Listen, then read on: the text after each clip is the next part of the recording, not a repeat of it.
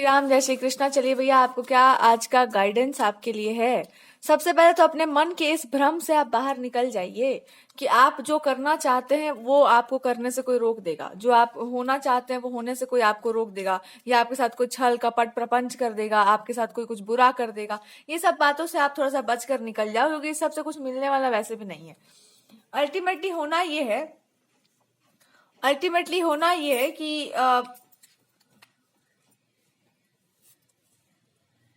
आप जो भी चाहते हैं, जो भी मांगना चाहते हैं, वो अपने आप भगवान आपको दे देंगे।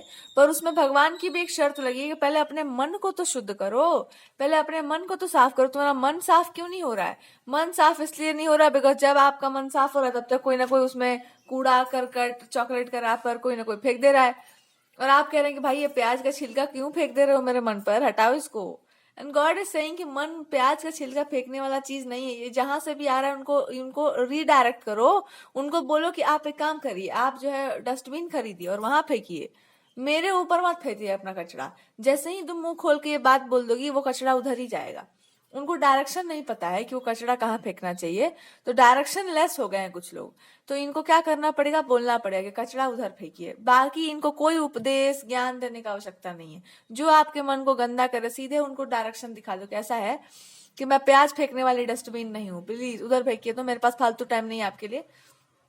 जब आप ये बोलना सीख जाएंगे ना, जब आप ये करना सीख जाएंगे, तो आपका मन अपने आप साफ हो जाएगा। मन को बस इतना ही है कि पट उट लगाइए, दरवाजा बंद करिए और लोगों को भगाइए। जो मन को गंदा करे उसको भगा दो, तुरंत लाइफ से भगा दो। उसके बाद मन एकदम साफ रहेगा। जैसे ही आपका मन साफ हो जाए, आपको एक बात समझ में आ जाएगी कि ये काम आप क्यों कर रहे हैं। ये काम आप इसलिए कर रहे हैं बिकॉज इसमें सबका हित है, सबका कल्याण है। जिसको सबका हित और सबका कल्याण करना होता है, भगवान उसको बहुत बचाते हैं। भगवान उसको हर समय पे सही सही गाइडेंस देते हैं। और भगवान इस समय आपको एक ही गाइडेंस दे रहे हैं कि तू अकेली चल, तू मत ले किसी का साथ, तुम अकेले चलो। जब तुम अकेले चलोगी तो एक बात होगा कि तुम्हारे मन को कोई गंदा नहीं कर पाएगा, तुमको किसी का साथ लेने का जरूरत नहीं होगा। पर अगर कोई इंसान तुम्हारे साथ होना चाहता है, तुम उस इंसान को देखो कि वो इंसान क्या काम कर सकता है, देखो कि वो इंसान किस चीज में बहुत अच्छा है। तो यू विल से कि वो इंसान इस चीज में बहुत अच्छा है कि वो इंसान मेरे को परेशान बहुत अच्छे से कर सकता है। देन गॉड विल से कि तब बहुत अच्छा, तब उस इंसान को अपने साथ रखो। बिकॉज ऐसे व्यक्ति जो है आपके मन को बहुत ही प्रसन्न रखेंगे, और उनको वैसे भी आपसे कुछ चाहिए नहीं, तो उनको अपने साथ रखना ज्यादा उचित रहेगा। सामने वाले को क्या समस्या है आपसे, उस समस्या बस यही है कि तुम चल ना अकेले, तू चल क्यों नहीं रही है, मैं तो चलने को तैयार ही बैठा हूँ तेरे साथ। तो this is how it is. उनका भी आप ही के साथ चलने का बड़ा मन है कि तू तू चल ना, मैं चल ही रहा हूँ ना, दिक्कत क्या हो रहा है, तुम चलो, हम आगे चल ही रहे हैं। तो आप चलिएगा तभी ना सामने वाला चलेगा। आपको अपने प्रेम पर विश्वास नहीं होगा तो सामने वाला भी क्या कर पाएगा। तो आप प्रेम के विषय में चलिए, आप रिलेशनशिप के संदर्भ में चलिए। क्या हो चुका है उसको छोड़ दो, पर एक रिलेशनशिप के पर्सपेक्टिव से देखो, एक संबंध बनाने के पर्सपेक्टिव से देखो कि अब एक दूसरे के साथ चलना होगा तो कैसे चलना होगा। जब ऐसे आप चलिएगा तो आपको पता चलेगा कि सामने वाले में कोई दुर्गुण नहीं है, और न ही कोई ऐसा सदगुण को आप खोज रहे हैं।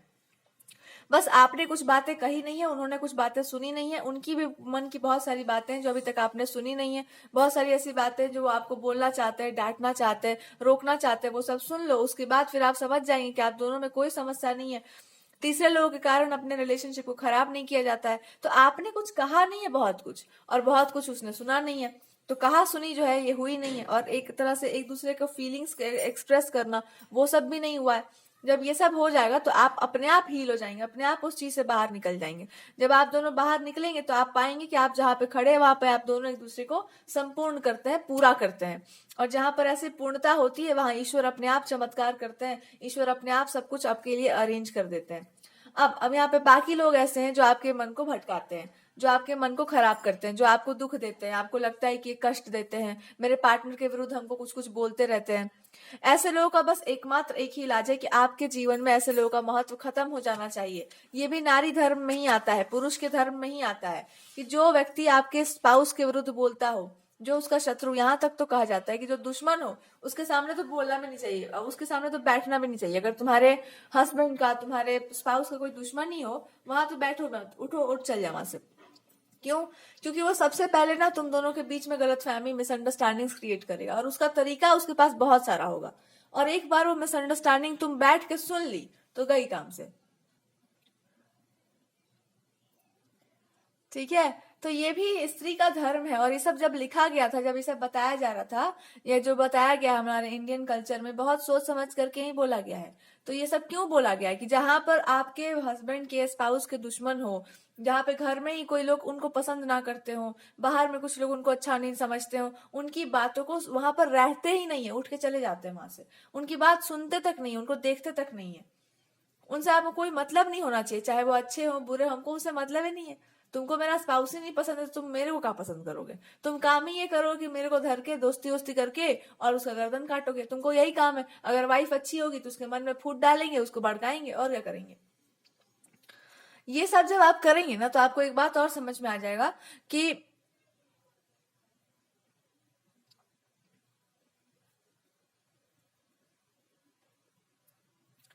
आप जब ये सब करेंगे ना, तो आपको एक बात और समझ में आ जाएगा ना कि सामने वाले, ये सब क्या है, समर्पण का गुण है।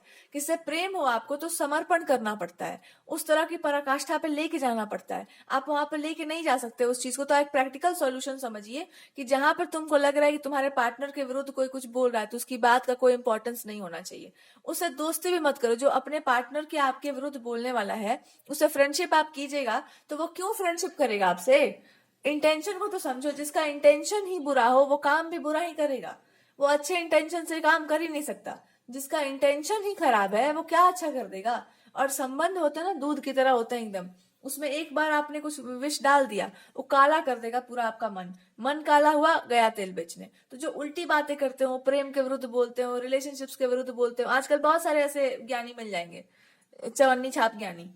इन लोगों से ना थोड़ा दूरी बना के रखिए। ये लोग, इनको लगेगा कि मैं बहुत ज्ञानी हूँ, मेरे को सब पता है, मेरे पास पूरा इंटेलिजेंस, पूरा लॉजिक भरा हुआ है कि ऐसे बोल रही है तो इसका मतलब ये होगा, वैसे बोल, ये सब सब है। जब रिलेशनशिप आप इससे बेसिस पर खराब कर देंगे ना, एक दिन आप जाके छाती पीट के रोएंगे कि मैंने सब खराब अपने हाथों से किया था। और वो तो अपना रिलेशनशिप गोल्स बना के बैठी हुई है, वो तो अपना फेंक रही है कि मेरा बहुत अच्छा कनेक्शन बन गया है, मैं तो बहुत अच्छे से जी रही हूँ। उसको जीना नहीं था, उसको खाली फेकनेस उसका था, फेक कर रही थी सब कुछ। तो इससे बढ़िया है कि दूसरे का ज्ञान लेके आप जीने से अच्छा है कि अपना ही ज्ञान पे चलिए कि मेरा पार्टनर बेवकूफ क्योंकि मैं भी बेवकूफ, चल हम दोनों स्टूपिड है, चल हम दोनों स्टूपिडिटी में ही जीते हैं। हम बहुत ज्ञानी नहीं, हमारा अपना एक फिलॉसफी है, चलो हम उसी फिलॉसफी में जीते हैं। इतना कर लेना इंसान, आराम से रिलेशनशिप चल लेगा। ज्यादा बहुत ज्ञान का जरूरत नहीं है संबंधों में। जहां बुद्धि बहुत लग गई वहां गया प्रेम। जहां बुद्धि ही इतना लग गया वहां प्रेम कहाँ रहेगा? प्रेम में कहाँ इतना दिमाग माथा पेची होता है। हाँ, प्रेम ऐसा है कि आप स्थायी भाव से वो रहेगा, पर और भी कुछ कार्य करना है उसमें आप बुद्धि लगाइए। पर प्रेम तो स्थायी रहेगा, वहां दिमाग कहाँ लगना है। पुराने जमाने में लोग दिमाग लगाते थे क्या? चल नहीं रहा था उनका कनेक्शन। ये आपको समझना होगा कि कौन आपको थर्ड पार्टी कहाँ से आ जाए। आप ही लेकर आ रहे हैं थर्ड पार्टी। थर्ड पार्टी आता नहीं, आप ले आते हैं। और अगर कोई बीच में घुस के बोल रहा है तो इसका मतलब समझ जाओ कि दोस्त नहीं है, तुम्हारा दुश्मन है सबसे बड़ा। एक अच्छा इंसान तुमसे प्यार करता है तो उससे जल रहे हैं लोग बस। जो दूसरों की खुशियों से जलते हैं, भगवान उनको जला के ही रखते हैं, जलता रहे पूरा। तो ये प्रार्थना कीजिए कि मेरे और उस इंसान के बीच में कोई ना आए। मेरे मेरे मन में ऐसा कुछ खराब चीज ना आ जाए कि मैं अपने पार्टनर को धोखा देने का, उनके विरुद्ध जाने का सोचूं। भगवान से ये प्रार्थना करो कि हमको मेरे धर्म पर स्थित रखो प्रभु, हमको सही रास्ते पर स्थिर रखो। मेरे मन में ऐसा भाव मत रखो कि हम किसी के साथ छल कर दें, प्रपंच कर दें, धोखा दे दें।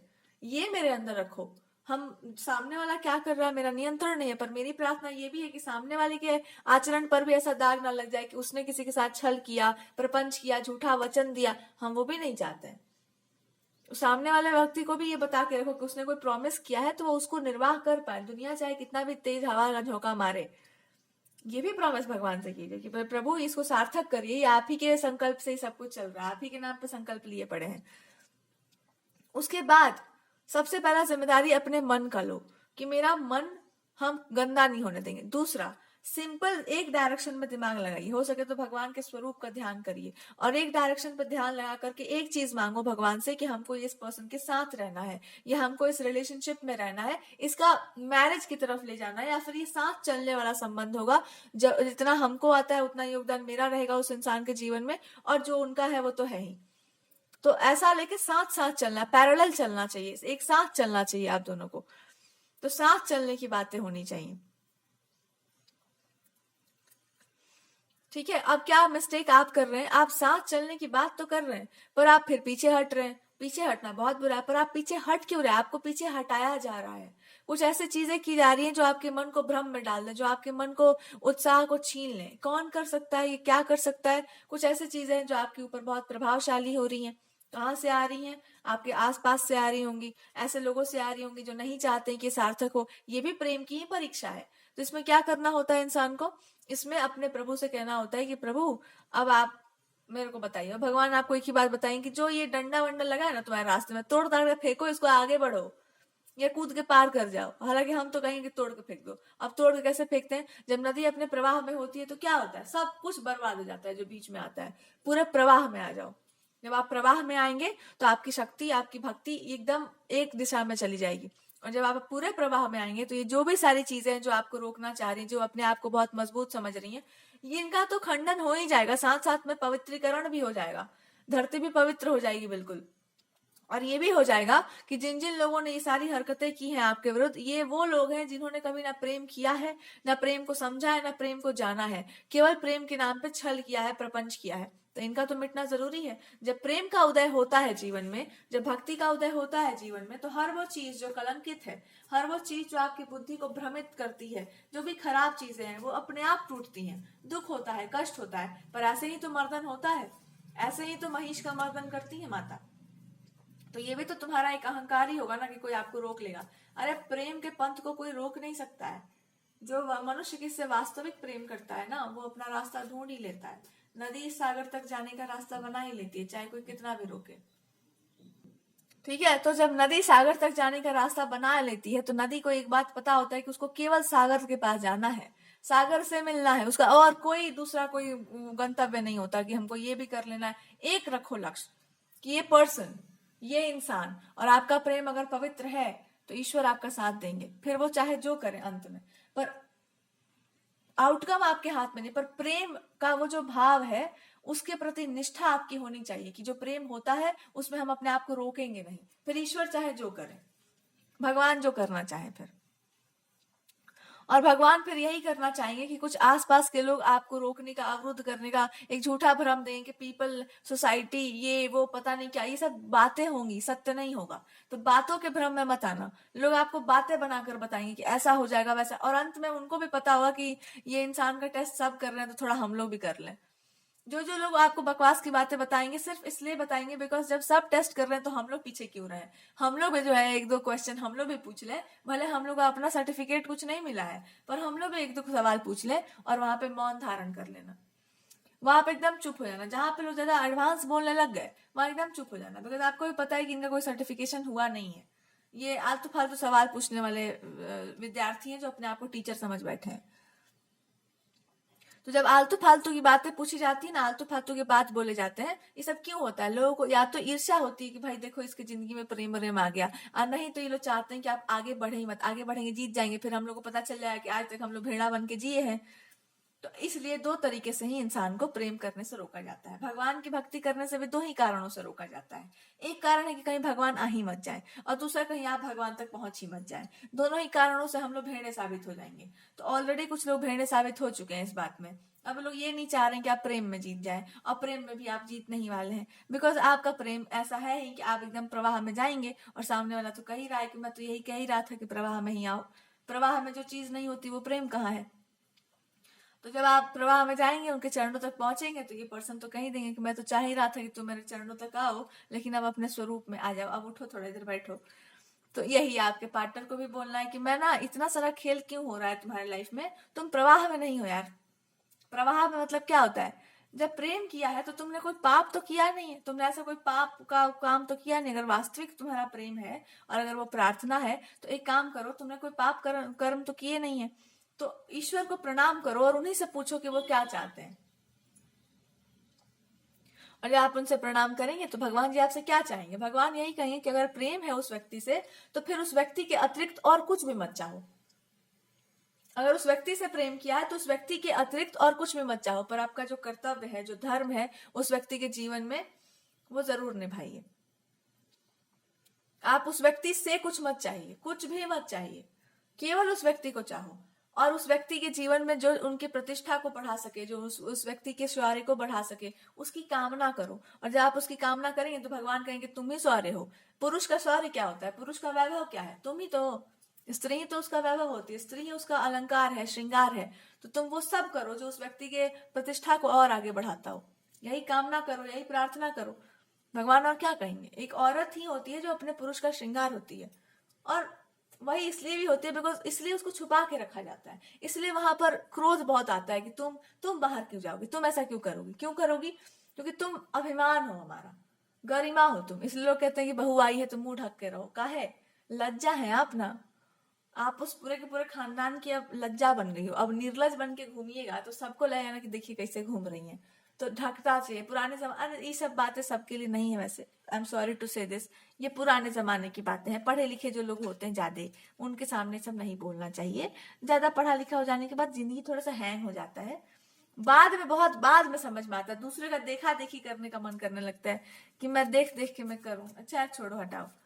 तो ये सब पुराने जमाने में होता था कि लोग लजाते थे, शर्माते थे। अब तो हम लोग घोर के पी चुके हैं लाज शर्म।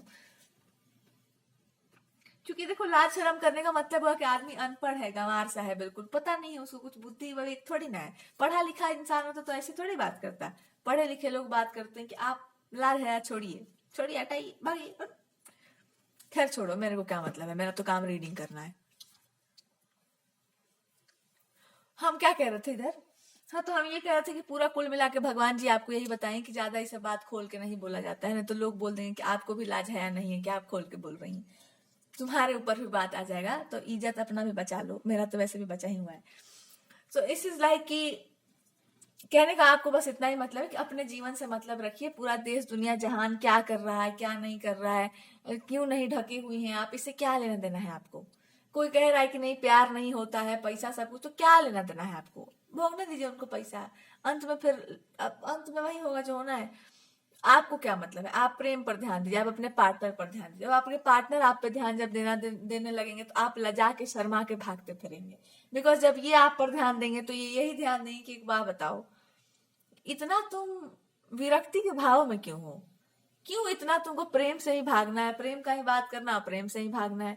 अरे जब हम ही हम है तो क्यों नहीं तुमको समझ में आ पा रहा है कि तुम मेरा सुंदरता का इतना सराहना जो करना चाह रही हो तो करो खुल के। बोलो कि आप इतने सुंदर हैं, आप इतने सुशील हैं, इतने संस्कारी हैं, इतने बढ़िया इंसान हैं। बोलो, आप सब खुल के बोलो, लजवाओ हमको भी और खुद भी लजाओ थोड़ा सा। तो ये इसलिए है बिकॉज सामने वाले को आपके मुंह से सुनना है। बोलो, साफ साफ बोलो क्या बोलना चाह रही हो अब तुम। तो आपको बस यही कहना होगा कि मैं अब किस मुंह से बोलूं। एक मुंह तो कम पड़ जा रहा है कि मैं क्या आपके सौंदर्य का वर्णन करूं। कविता कविता लिख देती हूँ, वो भी मेरा मेरा कलम वलम अब हाथ नहीं काम कर रहा है। मैं क्या बोलूं, कितने सुंदर है आप। तो दिस पर्सन विल से कि मैं इसलिए सुंदर हूँ बिकॉज तुम जैसे लोगों का दृष्टि पड़ते रहता है, प्रार्थना वरार्थना पड़ते रहता है कि आदमी सुंदर बना रहे, सुंदरता इसका और निखरता रहे। बस ऐसे ही इंसान जो है सुंदर होता जाता है। और एक और प्रार्थना करो कि मैं चाह रहा हूँ, मैं दिस पर्सन ऐसे कि आप भी और बढ़िया से जो है लजीला शर्मीला सा आपका अप्रोच हो जाए, और आपकी आंखें थोड़ी और लंबी लंबी सी हो जाए, और बढ़िया बढ़िया सुंदर सी हो जाए, और आप और मतलब लगाते शर्माते हुए घूमे। आपका भी जानबूझ करके आप अपना लज्जा वाला रूप, दिस पर्सन वांट्स टू से कि मैं एक बात अच्छे से जानता हूँ कि जब बात अगर ये आपके सामने आ गए, आप ऊपर देख नहीं पाएंगे। ये इनको अच्छे से पता है कि वो आपसे हो नहीं पाएगा। आप मुंह छुपा के भागेंगी, और आप ये जानबूझ करके झूठ मूठ का ड्रामा मत करोगे। तुम भी एकदम बोल्ड, और ये सब बोल्डनेस है तुम में। तुम्हारा वो अलग वाला बोल्डनेस है कि तलवार से तलवार से काट देंगे किसी को, या आंचल आंचल ढक के ऐसा आप मारपीट मचाएंगे कि पूरा, वो वाला बोल्डनेस एक अलग होता है। बड़ा सुंदर लगता है वो कि आंचल दांत से दबा करके और तब मारपीट करेंगे। ये वो बोल्डनेस है, अब बड़ा बढ़िया लगता है। तो ये आपका वो बोल्डनेस है। ये झूठ मूठ का बोल्डनेस मत दिखाओ कि मैं निर्लज हूँ और मेरे को ये सब नहीं। नहीं नहीं, वो जानते हैं कि मैं जानता हूँ वो चीज, इसलिए मैं ज्यादा खुल के नहीं कर रहा हूँ। वरना तुम्हारा ये जो नया अप्रोच निकला है ना, इसमें तुम भाग जाओगी, डर के अपने बिल में घुस जाओगी। आपके पार्टनर को बस यही बोलना कि जितना बोलना है जल्दी जल्दी बोल डालो, क्योंकि उसके बाद जब मैं बोलना शुरू करूंगा, मैं इधर आऊंगा, तो आप फिर आपका मौन धारण हो जाएगा, लाज शर्म के मारे आप कुछ बोल भी नहीं पाएंगे।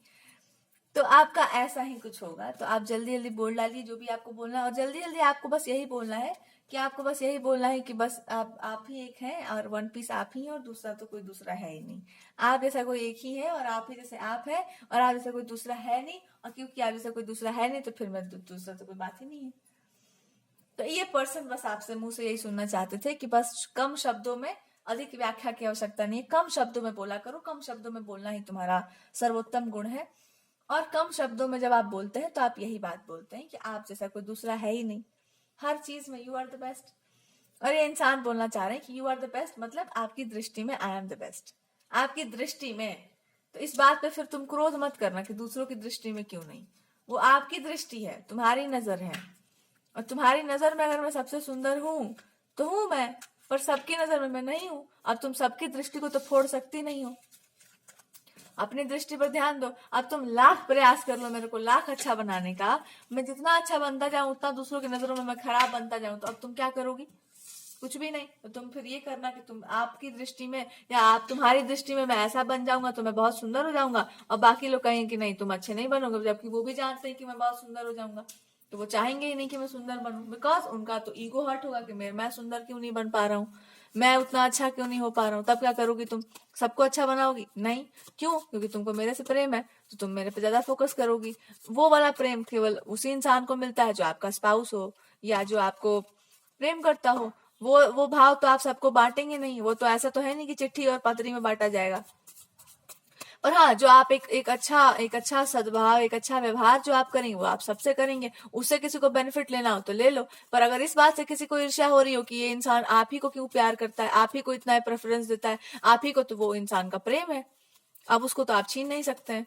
एक होता है आदमी के पास कोई गिफ्ट शेयर कर दिए, एक होता है इंसान का अपना प्रेम, और प्रेम भी बहुत निखारता है व्यक्ति को। अब इस बात से आप ईर्ष्या करेंगे, देखिए जी आपको तो स्पेशल प्रेफरेंस मिलता है, हाँ तो वो उसको प्रेम है हमसे ना, इसलिए मिलता है। तो आपके पार्टनर यही समझा रहे कि जब कोई पूछे तो साफ साफ बोला करो ना कि हमको उस व्यक्ति से विशेष प्रेम है, हमको है प्रेम, मेरा कुछ विशेष नाता है इसलिए है। तो हो गया, बात खत्म। है विशेष नाता तभी तो है, इसमें बोलने में इतना संकोच क्या करना है?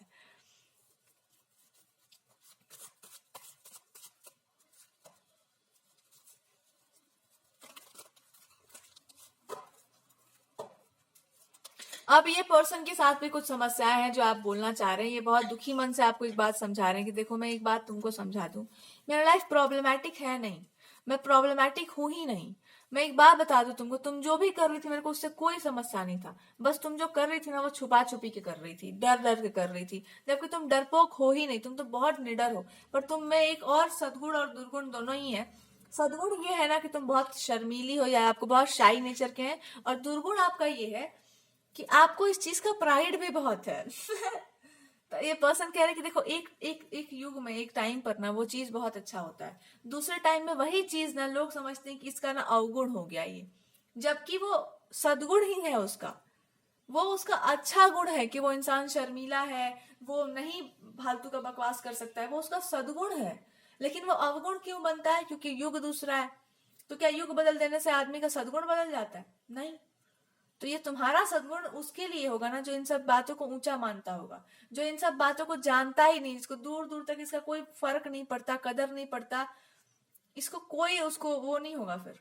क्यों? बिकॉज उसके लिए वो बहुत बड़ा बात नहीं, उसके लिए तो वो, और वो जानेगा कि ये चीज बहुत श्रेष्ठ है, वो जानेगा कि ये गुण बहुत श्रेष्ठ है, और उसको नहीं मिल सकता वो, तो वो उसको नहीं मिल सकता, उसकी लाइफ में वो चीज नहीं आ सकती, तो वो कुछ भी, कोई भी लोग वो बोलते हैं ऐसी बकवास की बातें। तो तुमको क्यों नहीं समझ आता है ये बात? और तुम तो हो ही, तुमको तो समझ में सब आता है, फिर तुम क्यों करती हो ये?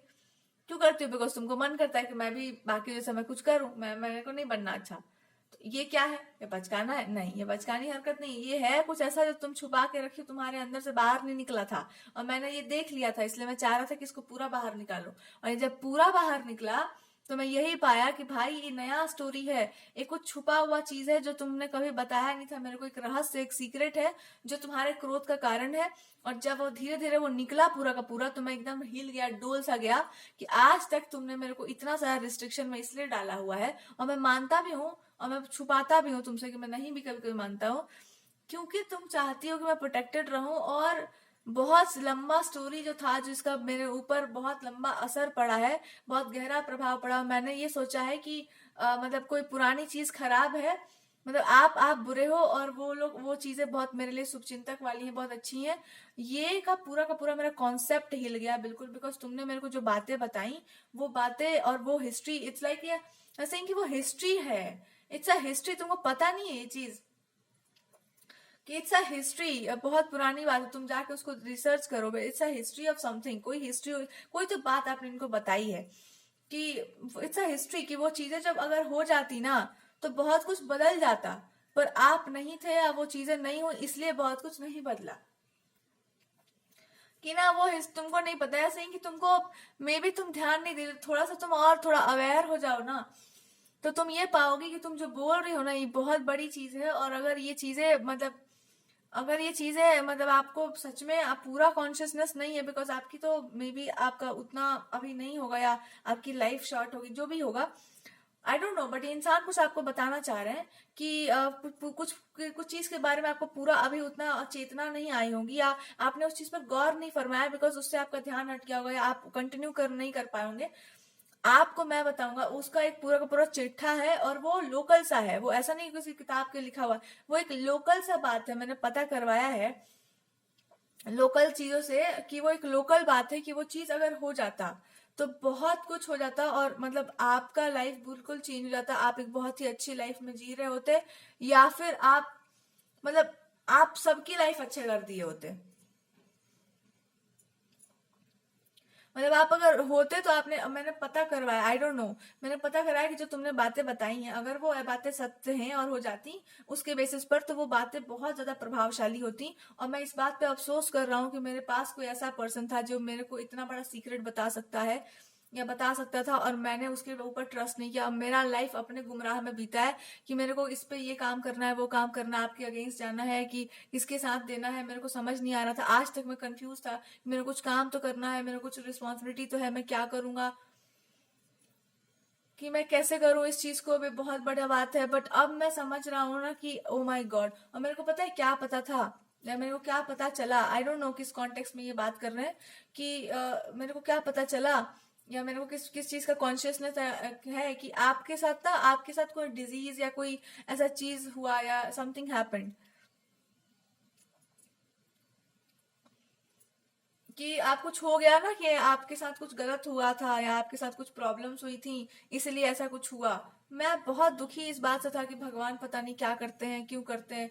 अ, मैं भी डायरेक्शन लेस सा हो गया था, पर मेरे को एक बात समझ में नहीं आया आज तक। तुमने, हाँ ठीक है, मैं समझ भी रहा हूँ कि तुम्हारा, बट दे आर सेइंग, मेरे को पता, तुमको पता भी है कि तुमने कितना बड़ा गुत्थी सॉल्व किया मेरे लाइफ में, दूसरों की लाइफ में, एक बहुत बड़ा रिडल जो हर इंसान के जीवन में था। बहुत सारे लोगों की लाइफ में आफत एकदम खत्म हो गई है। पता है क्या, एक बहुत बड़ा कंफ्यूजन, मिसअंडरस्टैंडिंग था ना, कि कोई कॉन्सेप्ट आप प्रीच करते हो और वो कॉन्सेप्ट गलत है, जबकि वही कॉन्सेप्ट सही है, बिकॉज आप होते तो उस चीज को एकदम इम्प्लीमेंट कर देते और वो बातें बिल्कुल हो जाती और बहुत कुछ अच्छा हो जाता। पर क्योंकि आप नहीं थे, और वो कॉन्सेप्ट जो आप बताते हो, अगर वो चीजें हम लोग कर देना इम्प्लीमेंट, तुम ना देखोगे कि तुम जो चाहती हो वो हो गया है। बट हम लोग चाहते हैं कि आप, मैं, मेरा शर्त है ये, तुम आओगी तब, तुम मेरे लाइफ में आओगी तब, मैं उससे पहले मैं जानता हूँ तुमको, मैं तुमको अब समझ गया हूँ कि तुम क्या चीज हो अब। ऐसे ही कि मैं ना अब साफ समझ गया, मैं अब, तुम ना देखो मेरा एटीट्यूड कैसे बदलता है। तुम क्या ना, मैं सुस्ती में सोया हुआ था, नहीं, मेरा दिमाग था कि तुमने मेरे को कुछ वर्क दिया, या किसी इंसान ने मेरे को, किसी बहुत इंपॉर्टेंट पर्सन ने मेरे को इंपॉर्टेंट वर्क दिया था और मैं वो नहीं कर पाया था। बट मैं अब जाकर मेरे को होश आया, ये भगवान, इट वॉज लाइक, तुम हो उस सबका कारण, यू आर द पर्सन। और मैं गली गली नाच रहा था एकदम, मैं सबका हेल्प लिए जा रहा था कि वो इंपॉर्टेंट पर्सन नहीं, ये वो, मैं क्या इन्फॉर्मेशन निकालता था। मेरे को तो अभी चेतना आया है कि तुम इतने नजदीक थी मेरे। देखो इसका मतलब, दे आर सेइंग कि पास्ट लाइफ को तो मैं मानता हूँ यार, मैं तो मान गया हूँ इस चीज को, मैं तो एकदम इम्प्लीमेंट कर दूं इसको।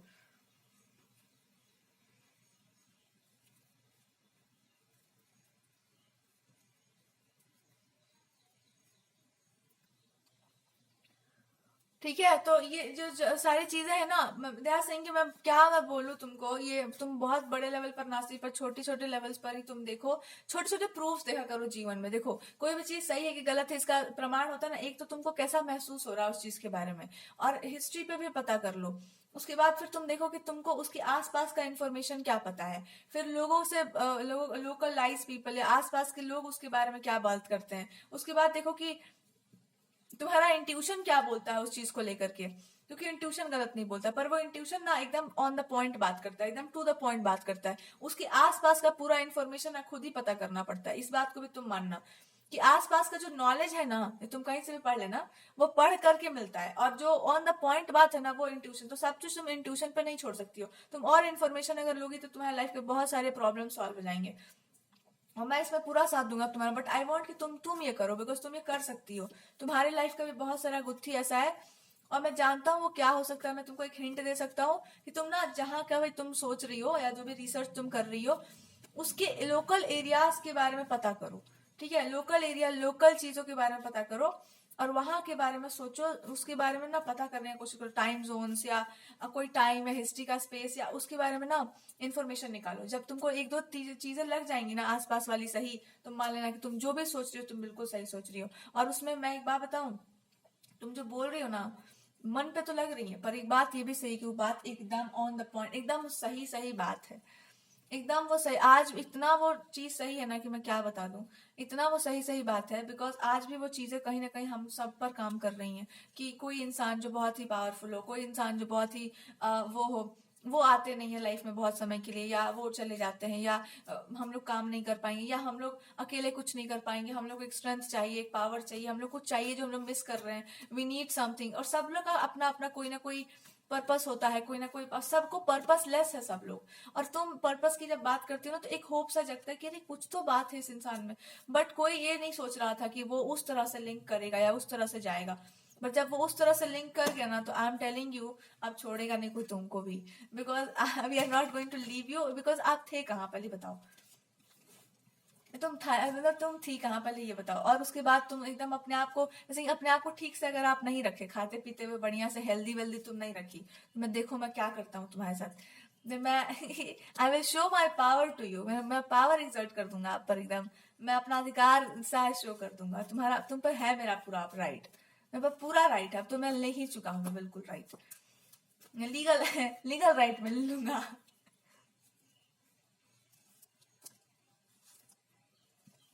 वैसे कि मैं चाहता हूँ कि तुमको मैं एकदम मेरे गाइडलाइंस तुम मानो। पहले तो अपने हेल्थ का ध्यान रखो, अपने रूटीन का ध्यान रखो, अपने स्लीप पैटर्न्स पहले ठीक करो, कि जहां नींद आ रहा है तो पूरा सो। और अगर नींद बीच में डिस्टर्ब भी आपका हो रहा है या समथिंग इज हैपनिंग, तो इस पर्सन इज सेइंग कि क्यों हो रहा है, तुम इतना ज्यादा टेंशन में हो, या इतना ज्यादा तुम किसी चीज को लेकर के सोच रही हो कि तुम ही को अकेले सब कुछ करना है। अरे नहीं, तुम ही कर सकती हो, बड़ा सा कुछ काम है तो।